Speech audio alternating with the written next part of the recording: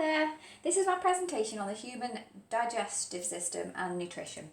Now, the contents, the structures and functions of the digestive system, mechanical and chemical digestion, constituent food groups of a balanced diet. So the digestive system is a collection of organs that work together to digest food, breaking it down into smaller molecules, absorbing nutrients and energy and eliminating waste materials. It comprises of the GI tract, so this is the route that food travels through the body and it extends from the mouth to the anus. The accessory organs, the pancreas, liver and gallbladder, assist in digestion and absorption. So the food travels through the GI tract in the following order. So the mouth, which contains the teeth, tongue and salivary glands. So the teeth break the food into smaller pieces by chewing, while the tongue mixes food with saliva and pushes the food bolus into the pharynx, which is a long tube between the mouth and the esophagus. The esophagus is a 10-inch long passage and it's made from elastic fibrous tissue, transporting the bolus from the pharynx to the stomach via peristalsis, a series of muscular contractions. The liver produces bile, which helps digest fat, so it comprises of water, salts, cholesterol and bilirubin pigment. So bile ducts allow bile to be transported to the gallbladder, which is a sac attached to the liver, which stores and concentrates bile. The pancreas secretes pancreatic juice into the small intestine and makes insulin, secreting it into the bloodstream. So pancreatic juice contains lipase, pancreatic amylase, trypsin and chymotrypsin enzymes, which help break down proteins, carbohydrates and lipids. The stomach is a hollow muscular organ which holds food. Gastric juice helps break down food into a usable semi-solid called chyme, which is then passed to the small intestine via the pyloric valve a little bit at a time. So the small intestine is 20 feet long and it's where most of the digestion and absorption of nutrients takes place. It's made up of the duodenum, which breaks down chyme with help from the accessory organs. Bile and pancreatic juices are secreted into the duodenum via the ampulla of Vater, where the bile ducts join with the pancreatic duct. The jejunum and ileum absorb nutrients into the bloodstream. And villi are tiny finger-like projections which line the small intestine. They increase surface area to absorb nutrients and transport nutrients into the blood. So the digestive food then passes through the small intestine by peristalsis to the large intestine. So it's approximately 1.5 metres in length and it connects the small intestine to the rectum. And it's responsible for processing waste. So the cecum is where any remaining nutrients and water are absorbed and bacteria mixes with the chyme. The transverse colon is the longest, most movable part. The descending colon stores feces and waste, while the sigmoid stores the stool. So its walls are muscular and contract to increase pressure, causing the stool to empty into the rectum, which is an 8-inch chamber connecting the colon to the anus, and it's a temporary store for feces. So the anus is a 2-inch canal and it's the last part of the digestive tract, so where waste products that can't be broken down are expelled as stools during a bowel movement. Now, the body combines mechanical and chemical digestion to break down food into smaller pieces. So mechanical digestion is a physical breaking down of food, while chemical digestion uses enzymes, bile and acids secreted by the GI tract. So enzymes cause the breakdown of complex food into simple nutrients to allow absorption. So mechanical digestion begins in the mouth. Teeth break down food through mastification, chewing, and it continues in the stomach and a small intestine using peristalsis and segmentation. Chemical digestion also begins in the mouth.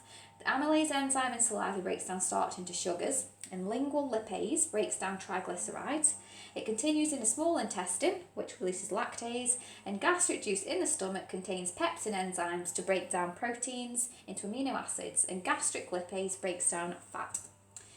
So each type of enzyme is sensitive and they have their own specific conditions in which they perform best. So enzymes work best with a high substrate concentration, so if it's too low, the rate of the reaction is slowed down. The 37 degrees is the temperature they work best, the normal human body temperature. If it's too cold, reactions slow down, and if it's too hot, no reaction occurs, so the enzymes then become denatured. Different enzymes work best at different pH levels depending where in the body they are. So too alkaline or too acidic, the enzyme is affected and it also denatures the enzyme. So some examples. The stomach likes an acidic environment at 2, while the duodenum is alkaline at 9. So a balanced diet consists of consuming the right amount of food and drink from a variety of sources to maintain good health and healthy body weight. So there are 5 groups, all with similar properties and nutritional value to meet an individual's energy, macronutrient and micronutrient needs. So you've got group 1 proteins, group 2 starchy foods, group 3 fruit and vegetables, group 4 dairy and group 5 fats and oils.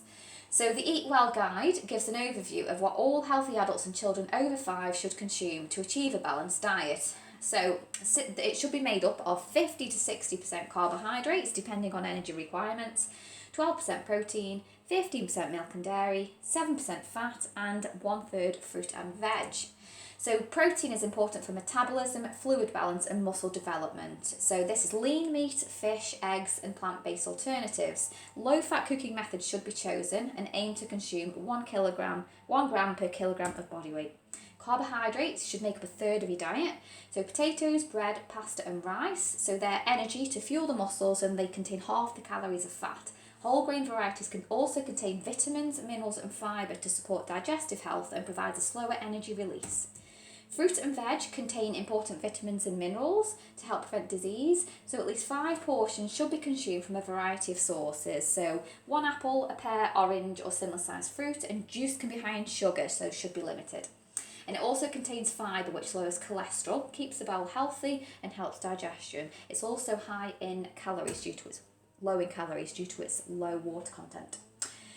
Good sources of protein are dairy and alternatives, vitamins and calcium, which build strong and healthy bones, and it's important for muscle contraction. So this is cheese, yogurt, milk and dairy-free alternatives. And low-fat versions should be consumed where possible because they're lower in saturated fat.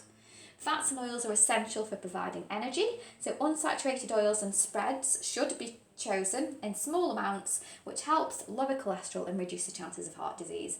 So saturated fats in meat, butter and lard should be limited, as well as chocolates and biscuits because they contain little nutritional content. Also consume 6 to 8 glasses of fluid to keep the body hydrated. Water, low-fat milk and sugar-free drinks, tea and coffee are examples, and alcohol should be limited as it's high in calories. So the digestive system is a collection of organs that work together to digest food. The body combines mechanical digestion and chemical digestion. Each type of enzyme has their own optimum conditions at which it performs best, and the 5 constituent food groups of a balanced diet are protein, carbohydrates, fruit and veg, dairy and fat, which help to maintain good health and a healthy body weight. Thanks for listening.